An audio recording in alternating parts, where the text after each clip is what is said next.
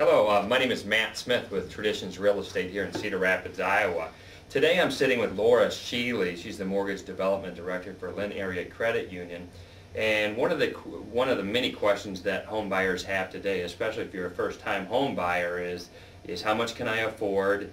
What is actually available to me for a first-time home buyer? Incentives, etc. Can the bank even lend me money? Will they lend me money based on my credit score? Those are things that I want to talk to Laura about today. And well, let's get started. Laura, we're working with first-time home buyers now at the bank. We just want to know what is available for the first-time home buyer right now. Well, I would say, Matt, that there's plenty of programs available. If there's one thing that I could change about media coverage today, it's the idea that there is a lot of home loans available to people, especially first-time home buyers. There are grant programs available through the state of Iowa, as well as federal programs that are available for that. For example, for certain first-time homebuyer households, there's a $2,500 grant available for down payment assistance. Great. Federal government just opened up tax credit incentives for people to buy homes, so they're really encouraging people to become homeowners at this time. Okay. Along with actual money that they're giving you for down payment, they're reducing the interest rates on a lot of those programs, making the payments extremely affordable for people.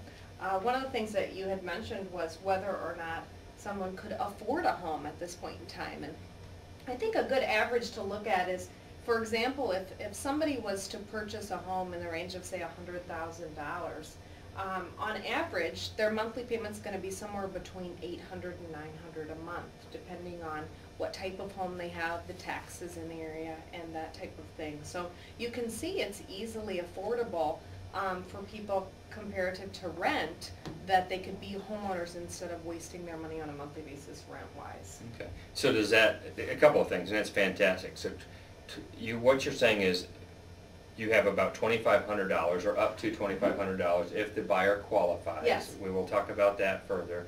So $2,500, I mean, how do I use that? I mean, what does that mean to me? What it means is basically, on average, for a first-time homebuyer, they're going to require you to have a 3% down payment on your normal first-time homebuyer programs.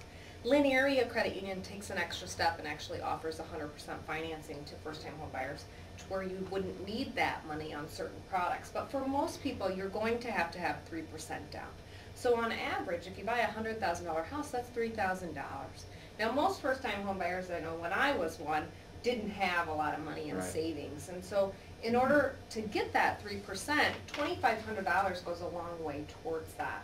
Another factor that comes into play when anytime you're doing financing is closing costs. Mm-hmm. And so we've got some great ways to kind of work those closing costs into the actual purchase price.